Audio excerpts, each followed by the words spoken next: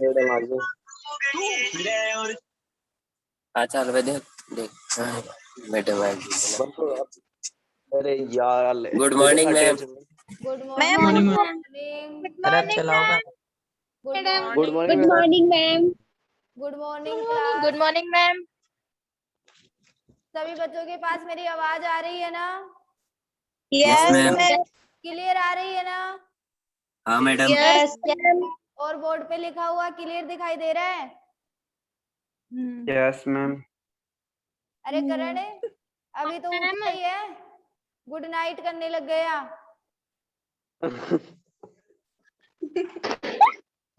करण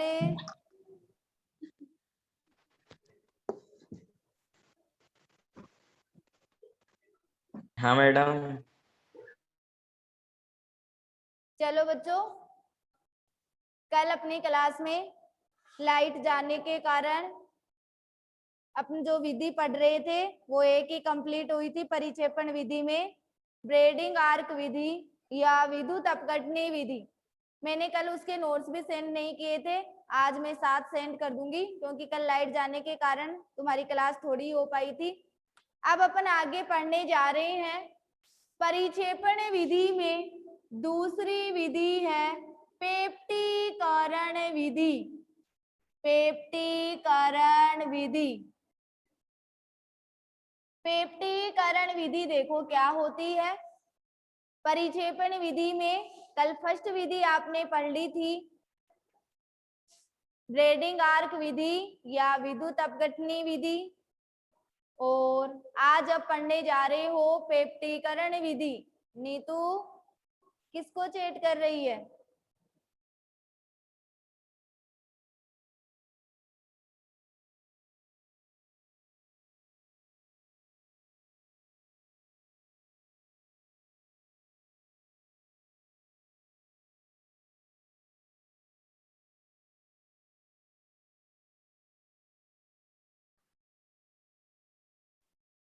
चलो अब अपन पढ़ने जा रहे हैं पेप्टीकरण विधि।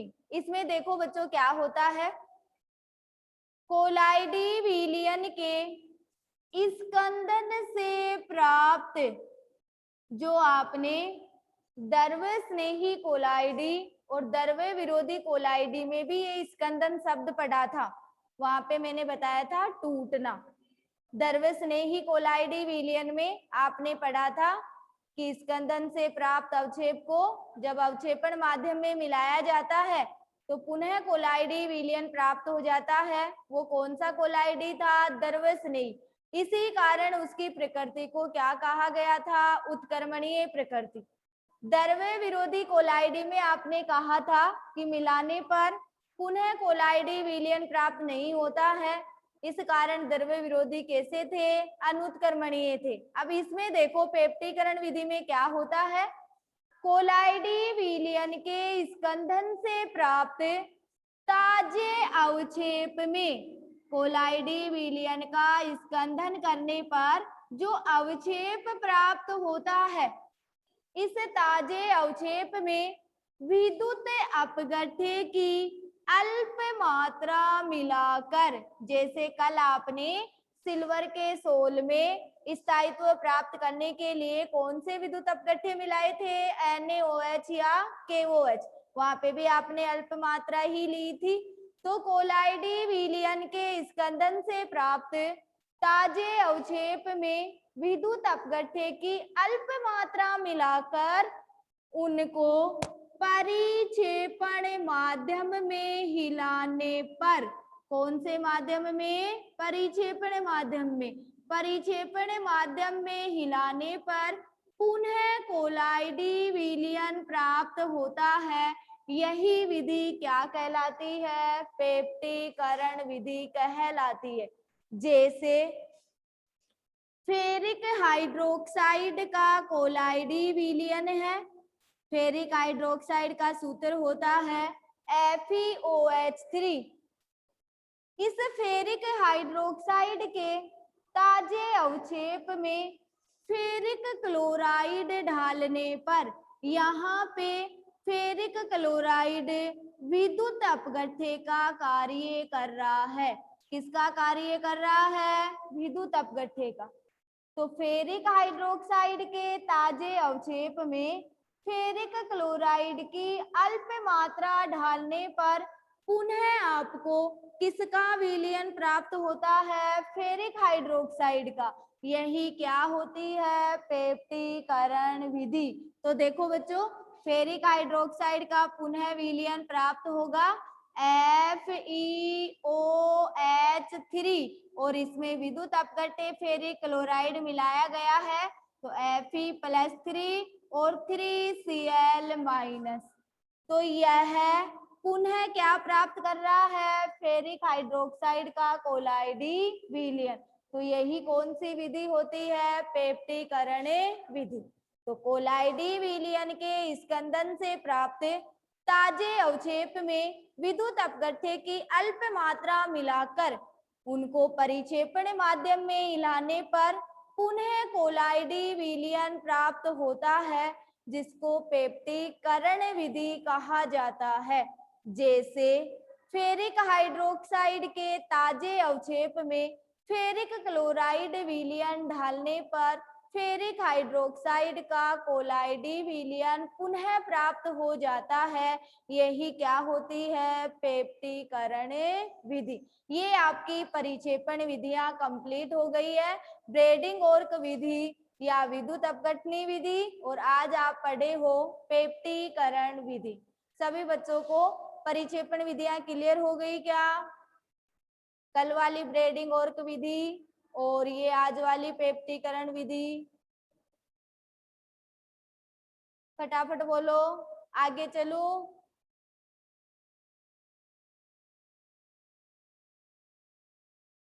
क्लियर हो गई सबको? हाँ, यस मैम। किसी बच्चे को कोई प्रॉब्लम हो तो बोलो। कल वाली विधि में भी अगर कोई प्रॉब्लम आई हो तो।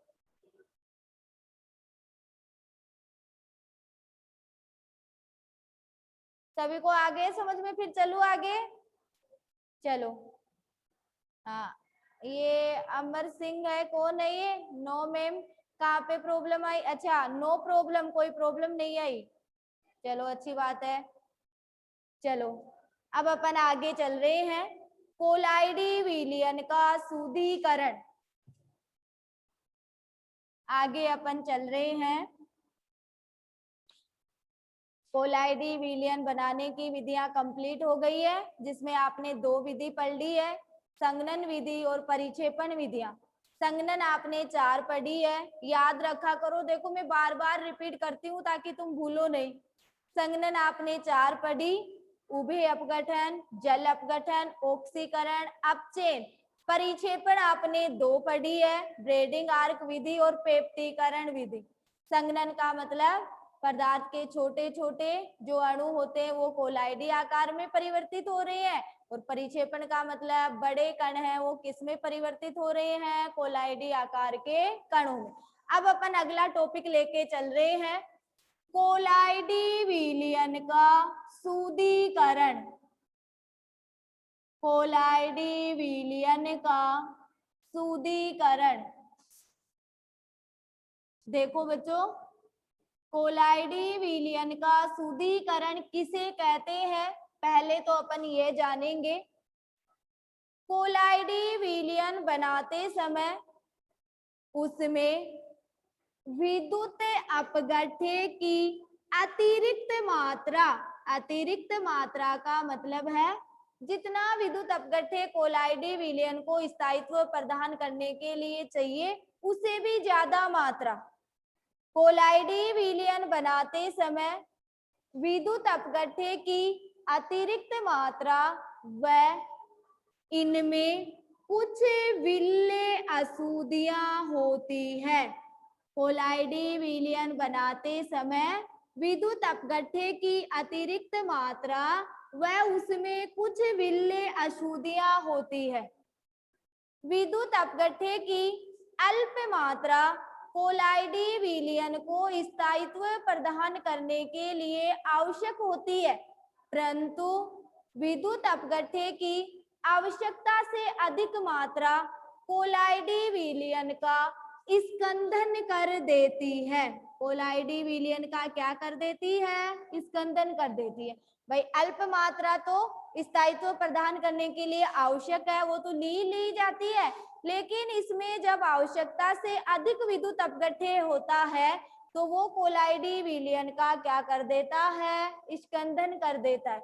अतः आवश्यक है कि विलेय अशुद्धियों की सांद्रता को अपेक्षित सीमा तक कम कर दिया जाए। ये विलेय अशुद्धियां हैं, इनकी सांद्रता को क्या कर दिया जाए? कम। अतः विलेय अशुद्धियों को आवश्यक सीमा तक कम करने के लिए प्रयुक्त प्रक्रम को ही क्या कहा जाता है? कोलाइडी विलयन का शुद्धिकरण। पूरा घोल का निचोड़ एक ही लाइन है। विलेय अशुद्धियों को आवश्यक सीमा तक कम करने के लिए प्रयुक्त प्रक्रम को ही क्या कहा जाता है? कोलाइडी विलयन का शुद्धिकरण। तो कोलाइडी विलयन बनाते समय उसमें विद्युत अपघट्य की अतिरिक्त मात्रा व कुछ विलेय अशुद्धियां होती है। विद्युत अपघट्य की सीमित मात्रा या ऐसे बोल दो अल्प मात्रा कोलाइडी विलयन को स्थायित्व प्रदान करने के लिए आवश्यक होती है, परंतु विद्युत अपघट्य की अत्यधिक मात्रा कोलाइडी विलयन का स्कंदन कर देती है। अतः आवश्यक है कि विलेय अशुद्धियों की सांद्रता को अपेक्षित सीमा तक कम कर दिया जाए। अतः विलेय अशुद्धियों को आवश्यक सीमा तक कम करने के लिए प्रयुक्त प्रक्रम को ही क्या कहा जाता है? कोलाइडी विलयन का शुद्धिकरण। कोलाइडी विलयन के शुद्धिकरण के लिए निम्न विधियां काम में ली जाती है, जिसमें पहली विधि है अपोहन विधि। पहली विधि है अपोहन विधि। कोलाइडी विलयन के शुद्धिकरण के लिए निम्न विधियां काम में ली जाती है, जिसमें आप पहली विधि कौन सी पढ़ रहे हो? अपोहन विधि। देखो बच्चों, अपोहन विधि क्या होती है? एक पात्र होता है, इस पात्र में जल भरा होता है। इस पात्र में क्या भरा होता है? जल। जल से भरे हुए पात्र में कोलाइडी विलयन से भरा हुआ उपयुक्त झिल्ली का बेग लटका दिया जाता है।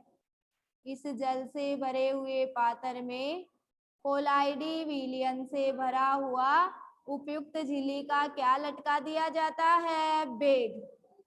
ये बेग कोलाइडी विलयन से भरा हुआ है। ये तो है कोलाइडी, और ये है सोलकण। क्या है? सोलकण। यहाँ पे जल प्लस कोलाइडी है, जल प्लस कोलाइडी, और ये जल है। ये अपोहक झिल्ली है। अपोहक झिल्ली। अभी मैं आपको बताऊंगी कि अपोहन और अपोहक क्या होता है। तो ये अपोहक झिल्ली है, जिसे बेग बना हुआ है। कौन सी झिल्ली है? अपोहक झिल्ली। अब देखो बच्चों, क्या होता है अपोहन विधि में? कोलाइडी विलयन के शुद्धिकरण की पहली विधि आप पढ़ने जा रहे हो, अपोहन विधि। इसमें देखो, अपोहन विधि में कोलाइडी विलयन में घुले हुए विलेय पदार्थों को बाहर निकालने का प्रक्रम है। इस कोलाइडी विलयन में जो भी विलेय पदार्थ घुले हुए हैं, उसको बाहर निकालने के लिए कौन सी विधि काम में ली जाती है? अपोहन विधि। ठीक है। तो कोलाइडी विलयन में घुले हुए विलेय पदार्थ को बाहर निकालने का प्रक्रम कौन है? अपोहन विधि। वास्तविक विलयन के कण, जो तुम पढ़े हुए हो और तुम्हें बहुत ही अच्छी तरह पढ़ाया हुआ है, वास्तविक विलयन क्या होता है? इसमें विलेय के कणों का आकार 1 नैनोमीटर से कम होता है, समांगी मिश्रण होता है, एक ही प्रावस्था होती है, अर्धपारगम्य झिल्ली और फिल्टर पत्थर से इसके कण छन जाते हैं। ये आपने कौन सा विलयन पढ़ा था? वास्तविक विलयन, जहाँ पे आपने एग्जाम्पल किया था NaCl का जलीय विलयन और यूरिया का विलयन। याद आया क्या मैं बोली हूँ वास्तविक विलयन के बारे में कुछ, कि हमें वास्तव में ऐसे ही बताया गया था? बच्चों फटाफट आंसर दो, याद आया क्या वास्तविक विलयन में मैंने जो बोला है?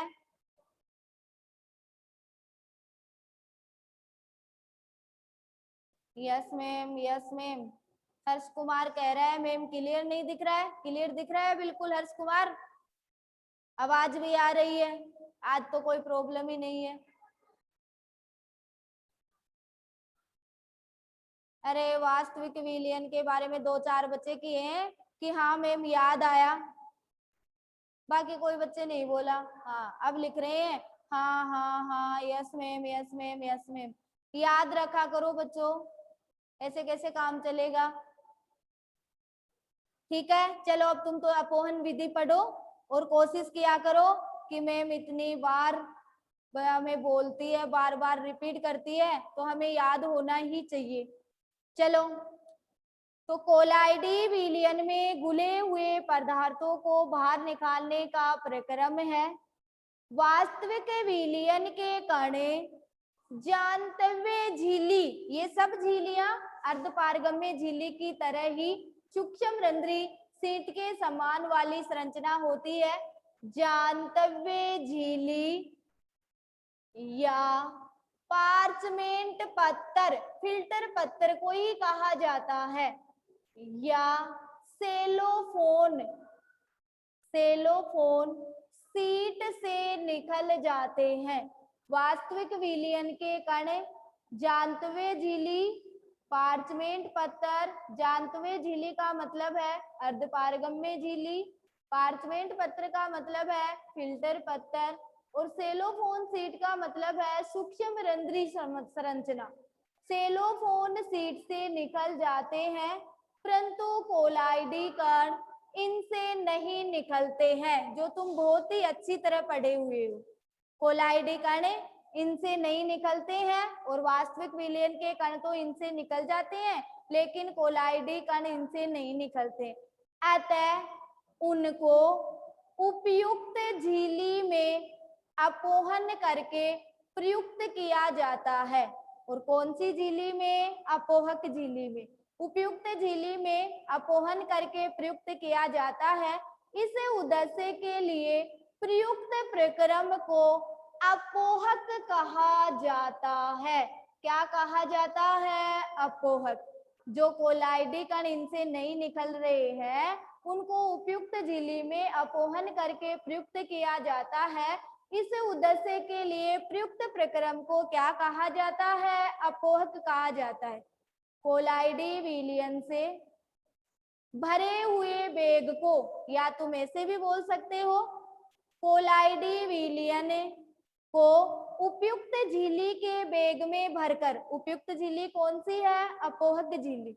तो कोलाइडी विलयन को उपयुक्त झिल्ली के बेग में भरकर जल के पात्र में लटकाया जाता है, जिनसे जल निरंतर बहता रहता है। जल क्या होता रहता है? निरंतर बहता रहता है। उपयुक्त झिल्ली में कोलाइडी विलयन भरकर जल से भरे हुए पात्र में लटकाया जाता है, जिसे जल क्या होता है? निरंतर बहता रहता है। तथा कोलाइडी विलयन में जो विलेय अशुद्धियां घुली हुई है, वह बाहरी जल में विसरित हो जाती है और हमें क्या प्राप्त हो जाता है? शुद्ध कोलाइडी विलयन प्राप्त हो जाता है। जो कोलाइडी विलयन अशुद्धियों से था, उनको भरकर इस बेग में लटका दिया, बेग में भरकर जल में लटका दिया, जल तो निरंतर बहता रहता है और इस कोलाइडी विलयन से भरे हुए बेग में जो विल्ले अशुद्धियां थी वो बाहरी जल में विसरित हो जाती है और हमें क्या प्राप्त हो जाता है? शुद्ध सोल प्राप्त हो जाता है। ये कौन सी विधि है? अपोहन विधि। ठीक है, तो अपोहन विधि क्या होती है? उपयुक्त झिल्ली द्वारा अपोहन करके कोलाइडी विलयन में घुले हुए पदार्थ को बाहर निकालने का प्रक्रम है। वास्तविक विलयन के कण जानतव्य झिल्ली, पार्चमेंट पत्थर, सेलोफोन शीट से बाहर निकल जाते हैं, परंतु कोलाइडी कण नहीं। अतः इनको उपयुक्त झिल्ली में अपोहन करके प्रयुक्त किया जाता है। इस उद्देश्य के लिए प्रयुक्त प्रक्रम को अपोहक कहा जाता है। कोलाइडी विलयन को उपयुक्त झिल्ली के बेग में भरकर, उपयुक्त झिल्ली कौन सी? अपोहक झिल्ली। उपयुक्त झिल्ली के बेग में भरकर जल से भरे हुए पात्र में लटकाया जाता है, जिनसे जल निरंतर बहता रहता है तथा विल्ले अशुद्धियां, अणु या आयन या छोटे अणु, कुछ भी विल्ले अशुद्धियां हो सकती है, विल्ले अशुद्धियां बाहरी जल में विसरित हो जाती है और हमें क्या प्राप्त हो जाता है? शुद्ध कोलाइडी विलयन प्राप्त हो जाता है। ये कौन सी विधि है? अपोहन विधि। सभी बच्चों को अपोहन विधि क्लियर हो गई क्या? फटाफट बोलो, एक विधि और पढ़ा दूं? हाँ ma'am, yes ma'am, ma'am clear है। फटाफट जवाब दो। 70 बच्चों में 5 बच्चे यस मैम बोले हैं, इसका मतलब सभी को क्लियर हो गई? यस मैम, ओके मैम, हाँ मैम। चलो फिर मैं वैद्युत अपोहन पढ़ा रही हूँ। अनु चौधरी, नो कैसे लिखी है? अनु चौधरी, दोबारा रिपीट करूं? फटाफट बोल अनु चौधरी, एक बार और बता दूं? चलो बता रही हूँ। अपोहन विधि जो कोलाइडी विलयन के शुद्धिकरण की विधि है। हाँ हर्ष कुमार, वापस बता रही हूँ। राहुल यादव, तेरे को भी वापस बता रही हूँ। देखो, उपयुक्त झिल्ली में कोलाइडी विलयन में घुले हुए पदार्थों को बाहर निकालने का प्रक्रम कौन है? अपोहन है।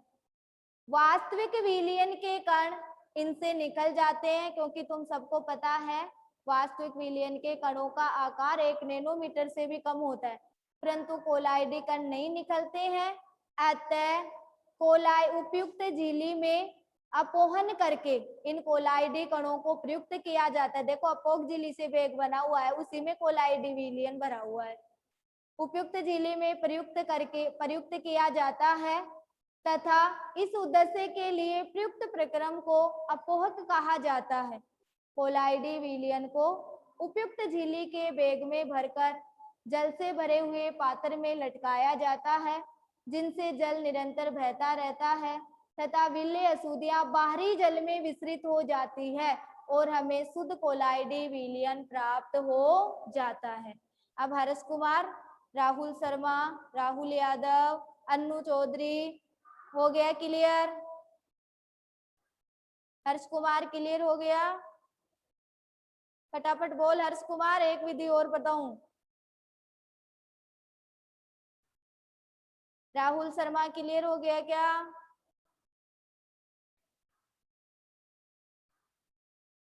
राहुल शर्मा, हर्ष कुमार, मैं बोल रही हूँ तो मुझे जवाब नहीं दे रहे।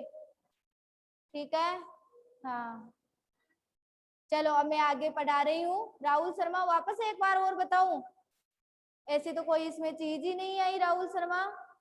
बस सीधी सी बात याद रखो कि कोलाइडी विलयन से भरे हुए बैग को किसमें लटकाया जा रहा है? जल में, जिसमें जल तो निरंतर बह रहा है और विल्ले अशुद्धियां बाहरी जल में विसरित हो रही है। देखो आपके पास जल से भरा हुआ पात्र है, इस जल में कौन सी अशुद्धियां? विल्ले अशुद्धियां विसरित हो जाती है और हमें क्या प्राप्त हो जाता है? शुद्ध कोलाइडी विलयन। अरे कोलाइडी विलयन में विल्ले अशुद्धियां ही तो घुली हुई थी, वो तो बाहरी जल में आ जाएगी और बाकी जो बच रहा है वो क्या बच रहा है? शुद्ध सोल बच रहा है। ठीक है राहुल शर्मा, अब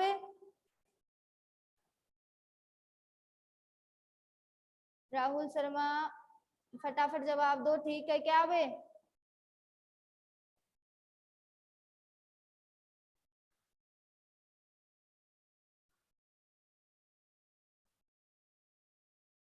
राहुल शर्मा अभी भी जवाब नहीं आ रहा तेरा, ठीक है क्या बे?